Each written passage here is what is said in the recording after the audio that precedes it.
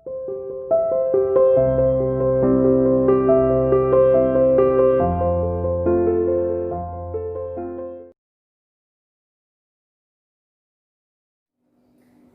Students, how are you? CR international online classes में welcome. आज हम क्लास 11th का टॉपिक डिस्कस कर रहे थे, transport in plants. Transport in plants की फिजियोलॉजी को समझने से पहले कुछ जनरल प्रोसेस थे जिनका हमें पता होना चाहिए, और वही प्रोसेस हम कंप्लीट कर रहे थे। आज हमें डिस्कस करना है वाटर पोटेंशियल। वाटर पोटेंशियल के बारे में इससे पहले वाली वीडियो में हम थोड़ा सा डिस्कस कर चुके हैं। आज हम इसे डिटेल में पढ़ेंगे। उस टाइम मैंने बताया था कि जो फ्री एनर्जी है वाटर मॉलिक्यूल्स की, एक सॉल्यूशन के अंदर और एक प्योर वाटर के अंदर, उसके अंदर जो डिफरेंस है वो वाटर पोटेंशियल होता है। जो आपको पता है कि अगर कोई सॉल्यूशन है, प्योर वाटर है, ठीक है, उसके अंदर जो मॉलिक्यूल्स हैं उनकी फ्री एनर्जी मैक्सिमम होगी, ठीक है। और जैसे जैसे आप इसके अंदर सॉल्यूट मिक्स करते जाएंगे वैसे वैसे इन मॉलिक्यूल्स की फ्री एनर्जी डिक्रीज होती जाएगी।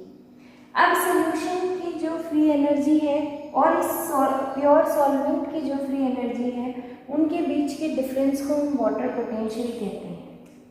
मैंने आपको बताया जैसे जैसे आप सॉल्यूट मिक्स करते जाएंगे वैसे वैसे जो वाटर मॉलिक्यूल्स की फ्री एनर्जी है वो डिक्रीज होती जाएगी। इसी तरीके से इसका मतलब क्या है कि जो आपका प्योर वाटर है या प्योर सॉल्वेंट है कोई भी, उसका वाटर पोटेंशियल हमेशा मैक्सिमम होगा, और जैसे जैसे वो सॉल्यूशन में कन्वर्ट होता जाएगा वैसे वैसे उसकी फ्री एनर्जी या वाटर पोटेंशियल डिक्रीज होती जाएगी, ठीक है।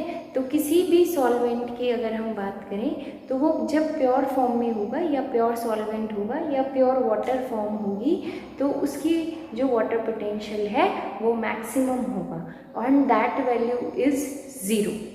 उसकी वैल्यू हम ज़ीरो रखते हैं, यानी कि कोई भी सॉल्यूशन होगा तो उसके वाटर पोटेंशियल की वैल्यू हमेशा नेगेटिव में होगी। जो मैंने आपको डीपीडी बताया था उसमें मैंने आपको बताया था कि डीपीडी से हमें पता लगता है कि किसी भी सेल को कितनी वाटर रिक्वायरमेंट है या कितनी प्यास है। जितनी ज़्यादा प्यास होगी उतनी ज़्यादा वाटर रिक्वायरमेंट होगी।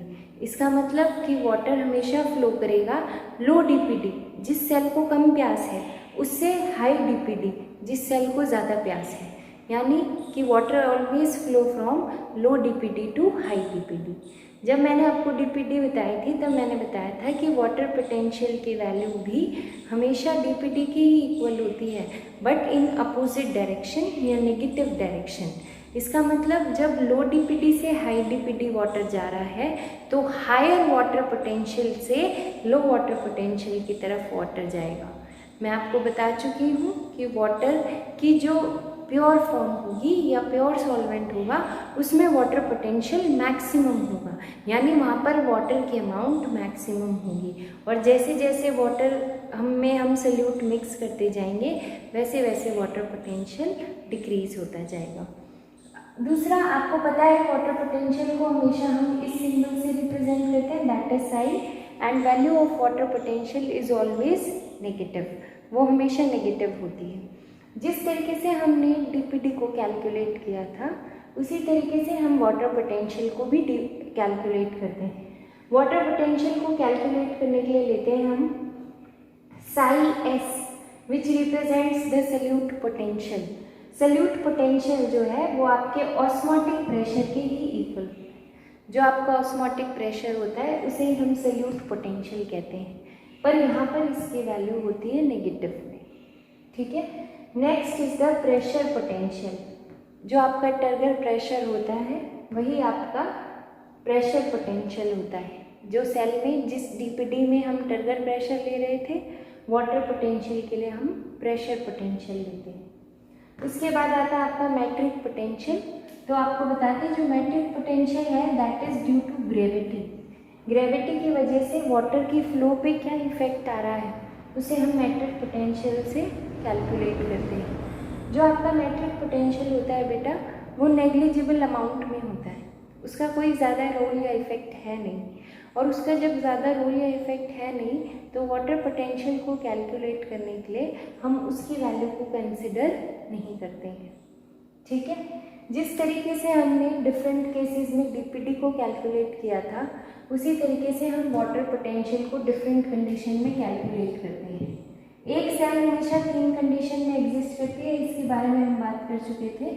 सबसे पहले टर्जिड सेल। टर्जिड सेल के अंदर वाटर बहुत ज़्यादा एंटर कर चुका होगा, मैं आपको ऑलरेडी बता चुकी हूँ। तो उसकी अगर हम वैल्यू फाइंड आउट करें तो water potential is equal to solute potential plus pressure potential, क्योंकि मैट्रिक पोटेंशियल की वैल्यू को हम नेग्लिजिबल करके कंसिडर नहीं कर रहे हैं। मान लीजिए आपका सोल्यूट पोटेंशियल -10 है टर्जिड सेल में, तो प्रेशर पोटेंशियल +10 होता है, जिसकी वजह से वाटर पोटेंशियल की वैल्यू क्या आ जाती है, 0, and this value is maximum. Clear. उसके बाद बात करते हैं फ्लैसिड सेल की, जिसने थोड़ा बहुत वाटर लूज किया हुआ है। तो अगर आप देखेंगे तो यहाँ पर वाटर पोटेंशियल की वैल्यू क्या होगी, सोल्यूट पोटेंशियल -10, प्रेशर पोटेंशियल यहाँ पर क्या हो चुका है, 0। जिस तरीके से डीपीडी कैलकुलेट करते वक्त आपका टर्गर प्रेशर 0 हो रहा था, वैसे ही यहाँ पर प्रेशर पोटेंशियल क्या है, 0। तो आपके वाटर पोटेंशियल की वैल्यू क्या आ गई है, -10। अब आप देखिए प्लाज्मोलाइज्ड सेल में, तो मान लीजिए आपका सोल्यूट पोटेंशियल है -10 और प्रेशर पोटेंशियल है +2, तो वैल्यू क्या आ जाएगी वाटर पोटेंशियल की, -12।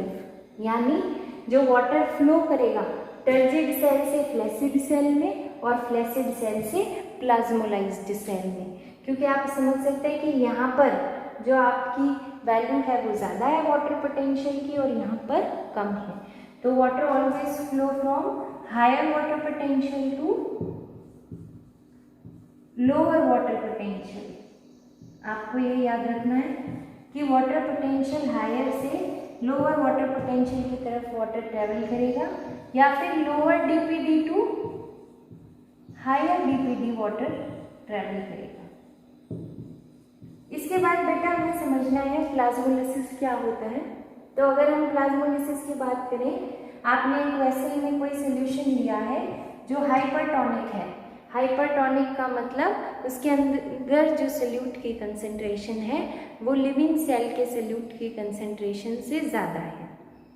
ठीक है, अगर ऐसे सोल्यूशन में आपने अपनी सेल को डिप किया तो आपकी सेल का जो वाटर है, ठीक है, वो उसके अंदर से बाहर निकलना स्टार्ट हो जाएगा, और जब वो उसके अंदर से बाहर निकलना स्टार्ट हो जाएगा तो आपकी सेल जो है वो श्रिंक करना स्टार्ट कर देगी, क्योंकि वो पूरी वाटर को लॉस कर चुकी है बाय द प्रोसेस ऑफ एक्सोऑस्मोसिस। एक्सोऑस्मोसिस के थ्रू आपके जो वाटर कंटेंट है वो सारा बाहर निकल कर आ गया, क्योंकि आपने हाइपरटोनिक सोल्यूशन में उसे डिप किया है, और उसके बाद जो आपकी सेल का साइज है वो बिल्कुल श्रिंक हो जाएगा। This condition is known as plasmolysis. और ऐसी सेल क्या कहलाएगी, प्लाज्मोलाइज्ड सेल कहलाएगी। प्लाज्मोलिसिस की सिग्निफिकेंस या इम्पोर्टेंस क्या होती है, प्लाज्मोलाइसिस का जो प्रोसेस है वो हमें हेल्प करता है to distinguish between living cell and non living cell, क्योंकि जो प्लाज्मोलिसिस का प्रोसेस है वो आपको सिर्फ लिविंग सेल के अंदर देखने को मिलेगा। कोई भी डेड सेल जो है वो प्लाज्मोलिसिस को शो नहीं करती।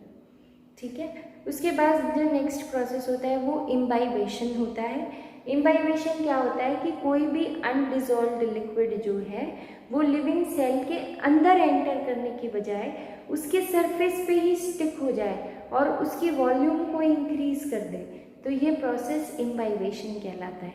एब्जॉर्प्शन नहीं हो रहा, वाटर सेल के अंदर एंटर नहीं किया, सिर्फ सेल की सरफेस के ऊपर प्रेजेंट है, जिसकी वजह से उसके साइज के अंदर आपको इंक्रीज दिखाई दे रहा है, ये प्रोसेस इम्बाइवेशन कहलाता है।